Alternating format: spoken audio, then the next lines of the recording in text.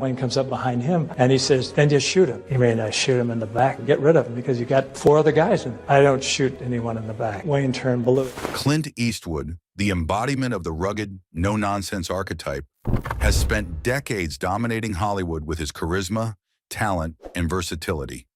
Known for his stoic demeanor and quiet intensity, Eastwood's career spans more than 6 decades, cementing him as one of the most iconic figures in the history of cinema. Ladies and gentlemen, the recipient of AFI's Life Achievement Award in 1996, Clint Eastwood.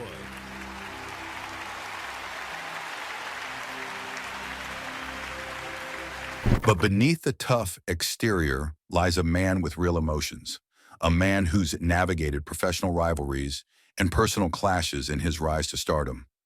Recently, a revelation surfaced that shocked fans around the globe. Eastwood finally confessed to harboring a deep resentment for someone in the industry, someone who he admits he hated more than anyone. So who could this person be? And what could have sparked such animosity in a man celebrated for his calm and collected personality? To uncover the truth, we need to revisit key moments in Eastwood's life and career. Born on May 31st, 1930 in San Francisco, Clint Eastwood entered the world during the Great Depression. His upbringing in a middle-class family didn't hint at the cinematic giant he would later become. Moving frequently due to his father's job, young Clint grew up with a sense of independence that would later define his on-screen persona. As a teenager, Eastwood wasn't particularly focused on academics. He was more interested in enjoying life than hitting the books, and his rebellious streak often got him into trouble. He bounced between schools, including Piedmont High School and Oakland Technical High School, but his ultimate career path was far from clear. Before Hollywood came calling, Eastwood worked a variety of odd jobs, including as a lifeguard, grocery clerk, and golf caddy. In 1951, during the Korean War, he was drafted into the Army, where he worked as a lifeguard at Fort Ord. This military stint would later play a small but significant role in his entry into acting. It was during his time at Fort Ord that Eastwood caught the eye of Hollywood scouts. His tall frame, chiseled features, and undeniable presence made him stand out. However, his journey into stardom was far from smooth. Early in his career, Eastwood faced rejection after rejection. His acting was often criticized as stiff, and his performances lacked the polish of more seasoned actors. If you're enjoying this deep dive into Clint Eastwood's untold story, make sure to hit that like button and subscribe to the channel for more Hollywood revelations. Let us know in the comments who you think Clint's biggest rival could be before we reveal the shocking truth. Despite these setbacks, Eastwood persevered. He took on minor roles in films like Revenge of the Creature and Tarantula before landing a breakthrough part in the CBS Western series Rawhide. As Rowdy Yates, Eastwood became a household name, but his ambitions extended far beyond television. Riding hard, riding fast, always on the go. This is just a drover's life, this is all I know. While Rawhide brought him fame, Eastwood grew frustrated with the limitations of his character and the constraints of network television. Then came the opportunity that would change his life forever. The lead role in Sergio Leone's A Fistful of Dollars. I want to talk to you. Don Miguel, I hear you're hiring on men. Well, I might just be available. Eastwood's collaboration with Leone was a turning point. The film's success catapulted Eastwood to international stardom and solidified his place as a cinematic icon. The Man with No Name trilogy, A Fistful of Dollars, For a Few Dollars More, and The Good, the Bad, and the Ugly became legendary, redefining the Western genre.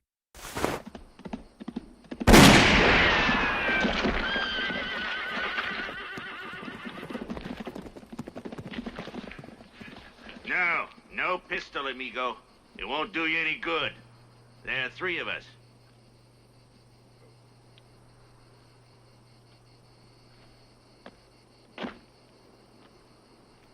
However, it was also during this time that Eastwood's professional relationships began to sour. The partnership with Leone, which initially seemed destined for greatness, became strained over creative differences and financial disputes. Leone's perfectionism often clashed with Eastwood's straightforward, no-frills approach to acting, But Leone wasn't the only thorn in Eastwood's side.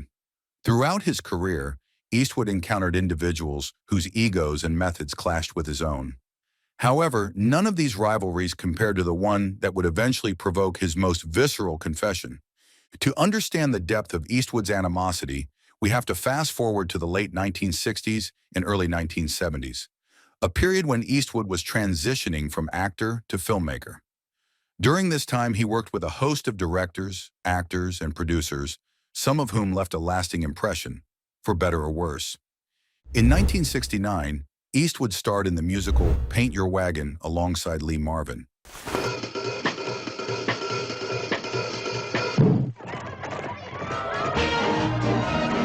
Come along with Lee Marvin, Clint Eastwood, and Gene Seberg as they bring the free living, free loving California Gold Rush days to life in Paint Your Wagon. While the film had its share of challenges, including a grueling production schedule and mixed reviews, it wasn't Marvin who would provoke Eastwood's ire. No, the real source of tension was brewing elsewhere. As Eastwood's career continued to ascend, he began to demand more control over his projects. He formed his production company, Malpaso Productions, and ventured into directing. This move allowed him to craft stories on his own terms, but it also exposed him to new levels of conflict. One of the most significant professional clashes of Eastwood's career occurred during the filming of The Outlaw Josie Wales.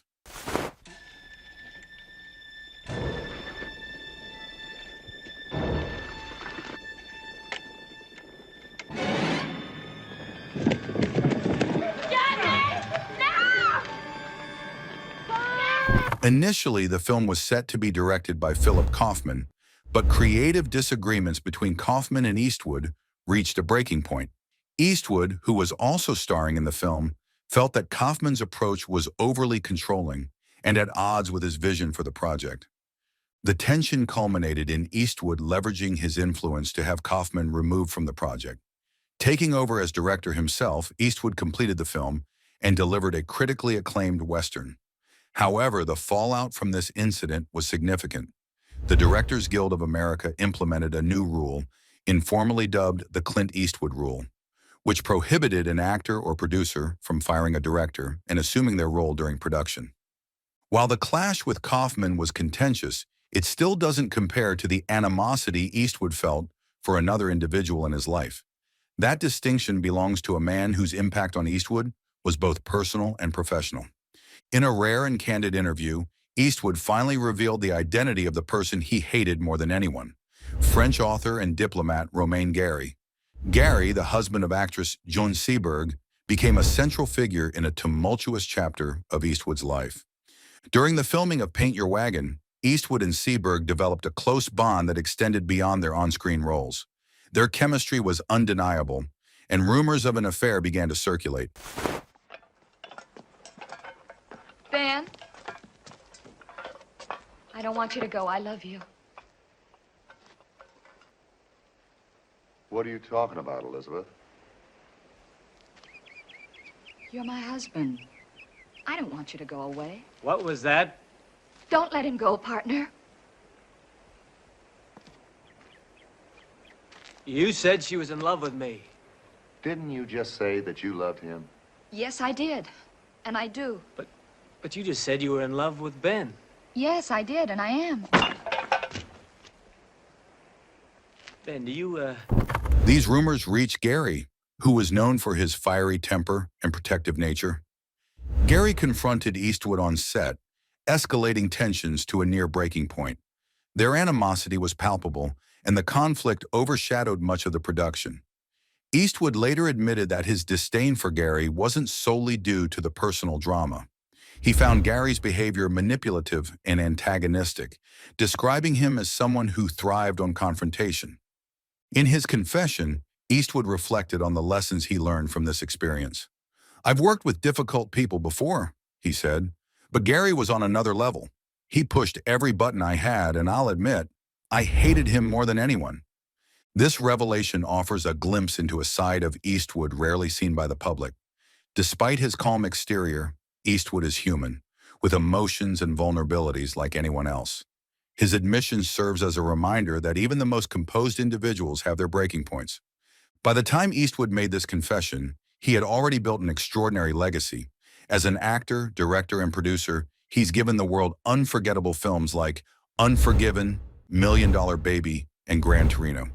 He's won countless awards, including multiple Oscars, and his influence on cinema is immeasurable. I don't know if I should present this award on behalf of all the cowboys shot in all the John Ford westerns over the years. But beneath the accolades and achievements lies a man shaped by his experiences, the good, the bad, and the ugly. Eastwood's journey is a testament to the power of perseverance, the importance of staying true to oneself, and the inevitability of conflict in a life lived on the grandest stage.